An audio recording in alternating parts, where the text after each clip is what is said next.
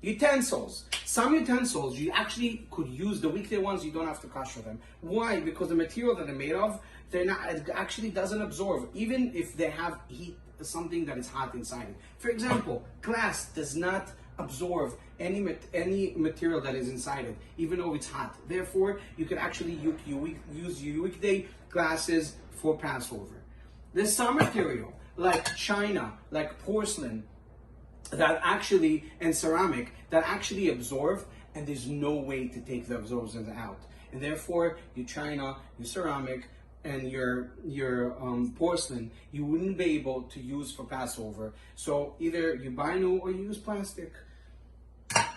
There are materials like plastic also cannot, it absorbs, and you cannot take out the material. Even if you get it reheated with water, the absorbers wouldn't go out. Therefore, any plastic containers, anything that contain plastic, you're not going to be able to use a Passover. Just buy new. Those are cheap, so use your Amazon Prime. You don't have to go even to your store, and it will be great. There are utensils that actually combine both. It is metal and it has plastic.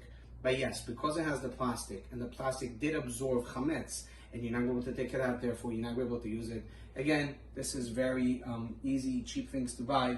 Just make yourself a favor and buy them, will be great. The next thing that we're going to talk about is metal. Metal is one of the things that absorbs and can take it out. How do we do it? How do we make sure that these materials, you can be able to take out all the absorbents from inside it and make it kosher that you'll be able to use it in Passover? So let's start. You're gonna have your pots, and you're gonna have your knife and forks, or anything that's made of pure metal. How do I make it kosher for Passover? First of all, you make sure you don't use it for the past 24 hours.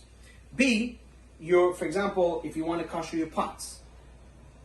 A, I'm telling you, if we're going to use only 1 or 2 pots, the best thing is just buy new ones. It's going to make your life much easier. If you don't want to, it's money, it's okay. What you do is to take your biggest pot, put a lot of water inside it, and make sure that the water gets to heat and the water is bubbling. Then after that, you will take, for example, that small pot that you want to kosher. Make sure it's very hot, very careful. You have to be very careful. Use a glove, take the glove, and you will open this pot and take the smaller pot and stick it inside the hot water. It doesn't have to go all at the same time. You just make sure that it will touch, everything will go into the boiling water.